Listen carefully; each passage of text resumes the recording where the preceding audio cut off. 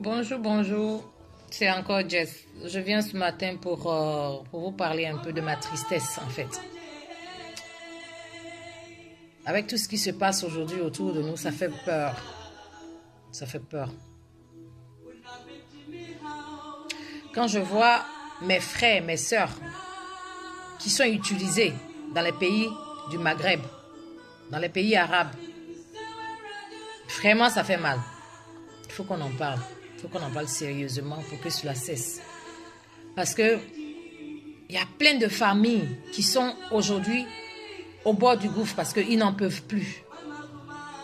Et le père et le fils, tout le monde part. Et résultat, c'est la mort qu'ils trouvent.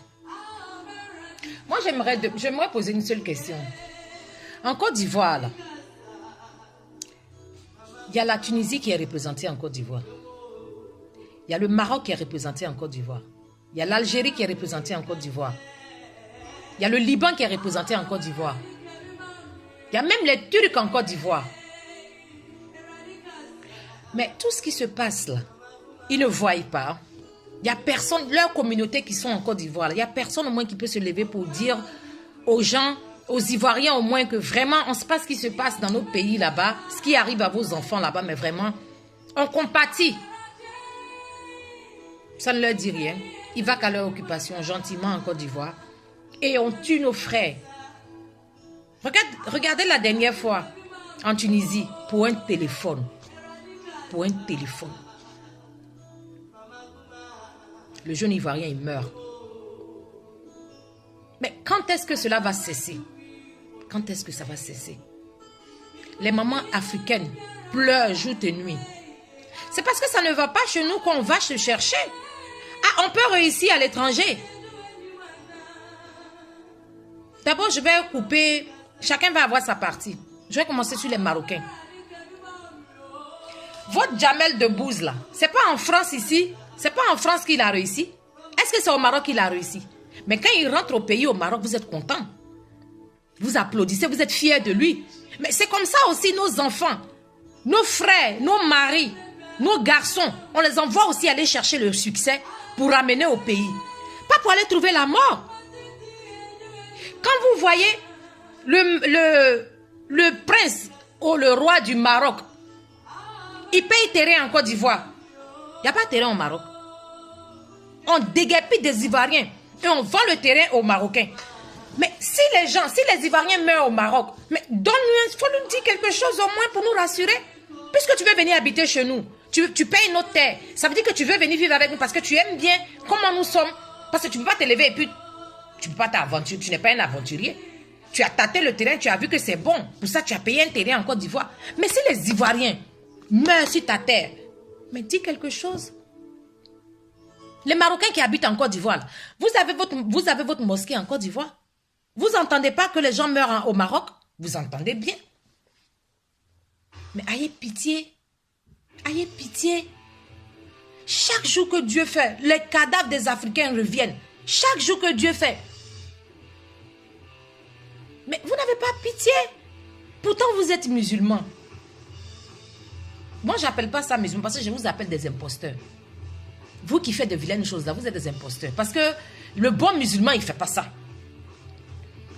Vous portez ça dit que vous portez le costume du musulman et vous faites des choses qui ne sont pas bien face à la religion musulmane.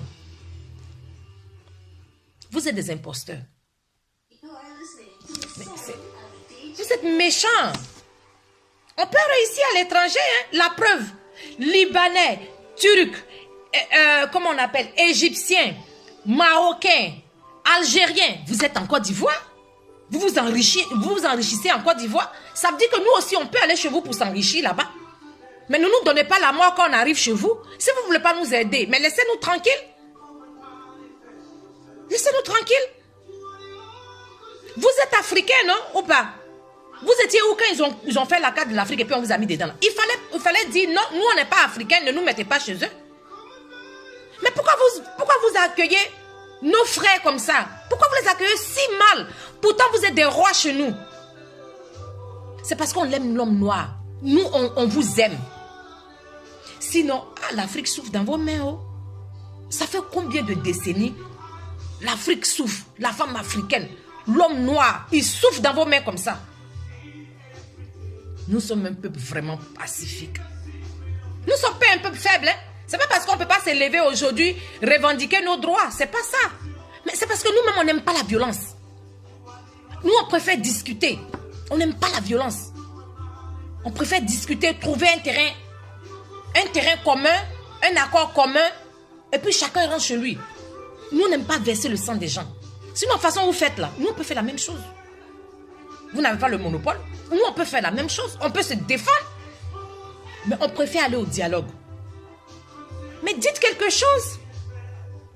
Les mamans marocaines, tunisiennes qui habitent en Côte d'Ivoire, qui ont bâti leur harem en Côte d'Ivoire, qui ont fait leurs enfants sains et saufs, c'est parce que... Pourquoi ils ne sont pas restés en Tunisie et ils sont venus en Côte d'Ivoire? C'est parce qu'il y avait la paix en Côte d'Ivoire. Parce que la paix qu'eux recherchaient, la paix qu'eux ils voulaient là, ils ont trouvé ça en Côte d'Ivoire. Ils sont restés en Côte d'Ivoire, ils ont fait des enfants en Côte d'Ivoire. Mais c'est de la même paix là aussi, les Ivoiriens recherchent en Tunisie. Quand tu ne trouves pas chez toi là, tu vas ailleurs. Mais ils arrivent chez vous, c'est la mort qui... Vous les tuez. Matin, midi, soir, quand tu ouvres ton internet là, c'est le cadavre des Africains seulement. Mais il y a quoi? Qu'est-ce qui se passe? Il y a quoi? On vous accueille, vous nous tuez. Vous trouvez ça normal? Il y a des gens qui prennent des filles, qui les emmènent dans leur pays, soi-disant femmes de ménage. Les pauvres, elles arrivent là-bas, elles sont esclaves sexuelles. Vous nous traitez de singes. Vous nous traitez de sales. Mais la nuit, quand la pauvre fille finit de nettoyer ta maison, elle finit de mettre ton manger au feu, toi et puis ta femme, vous finissez de manger vous tous. La nuit, c'est ces fesses noires là que tu as maté toute la journée, c'est ça qui te plaît. Mais déclare, t'es bien. Dis que tu l'aimes. Faut la marier au lieu de la violer, toi et puis ta famille. Puisque tu es un imposteur musulman, tu fais croire aux autres que oui, tu vas à la mosquée, tu pries. Mais la nuit, tu violes l'enfant des gens. Mais c'est l'enfant de quelqu'un. Elle a fait 9 mois dans le ventre de quelqu'un. Elle a sa mère qui l'attend au pays. Si tu l'aimes, il faut la marier. Pourquoi vous la violez en groupe? Parce qu'elle est noire, parce qu'elle est sans importance. Mais vous, les femmes, vous qui êtes dans la maison pendant qu'on viole la fille noire, là, et vous ne réagissez pas, là, vous trouvez ça normal. Vous trouvez ça normal. Comme de toute façon, comme c'est une noire, on s'en fout. Ça ne coûte pas cher de toute façon. Mais ne prenez pas, ne jouez pas avec la progéniture. Ne jouez pas avec le fruit de Dieu. On est noir, certes. On n'a pas choisi d'être noir. Ce n'est pas un choix.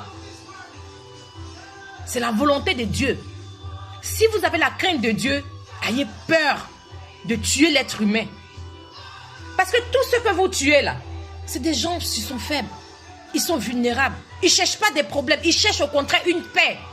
Vous les tuez. Et le gouvernement n'en parle pas. S'il n'y a que les Ivoiriens qui vont se lever pour prendre la rue d'assaut afin qu'ils se fassent entendre, le gouvernement ne fait rien. Pourtant, on est ensemble. Hein? Pourtant, on est ensemble. Tunisie, Maroc, Algérie, Libanais, Turcs, ils sont en Côte d'Ivoire. Ils s'enrichissent en Côte d'Ivoire. Quand nos enfants partent là-bas, vous les tuez. Vos amis, pourquoi vous ne passez pas juste un petit message? Peut-être qu'ils n'ont jamais vu les noirs dans leur coin là-bas. Dès qu'ils voient le noir, ils pensent que ouais, le gars est venu les attaquer, il va les tuer. Je suis d'accord. Que je suis d'accord, ça c'est autre chose. Mais s'il vous plaît, laissez au moins un message. Dites-leur qu'on peut réussir ailleurs. Sur une terre étrangère, on peut réussir. Sur une terre étrangère, on peut réussir. Jusqu'au jour d'aujourd'hui, on réussit partout. Vous n'arrêtez pas de tuer nos frères, nos enfants, nos maris. Pourquoi? Parce que juste ils sont noirs. Toi, le musulman, l'imposteur musulman, tu vas prier. Tu vas jusqu'à chose qu'on appelle à la Mecque. La pauvre fille qui travaille chez toi, tu bloques, tu confisques son passeport. Tu la violes chaque soir. Toi, tu es digne d'être un musulman? Je ne crois pas. Tu es un imposteur. Mais Dieu va frapper dans votre camp. Sur des générations. Parce que vous pensez que ce que vous faites, on ne voit pas. Vous séquestrez des filles, des innocentes. Mais On réussit partout.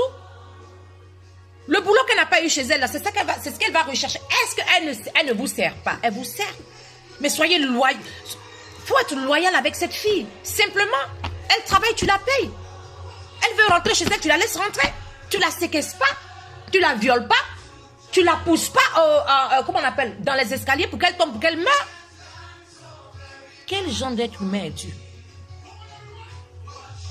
Quel genre d'être humain es-tu? On a vu plein d'étrangers qui ont réussi en France, qui sont rentrés chez eux. Mais nous aussi, on cherche la réussite. La réussite, là, c'est pas seulement là où tu es né. Ça peut être partout dans le monde entier. Mais ça ne veut pas dire qu'il faut les tuer. Ils ne vont pas avec des armes. C'est juste un coin de passage. Et ils ont envie de partir en Europe. On a l'ennemi, on a un ennemi en commun. Vous, les gens du Maghreb, là, on a un ennemi en commun. Arrêtez de nous tuer inutilement. Parce que ça n'a pas de sens. Ça n'a pas de sens. L'être humain noir, là, je vais vous dire une chose. Il y a certaines personnes qui pensent que c'est une malédiction. Ce n'est pas une malédiction. Être noir, c'est une bénédiction.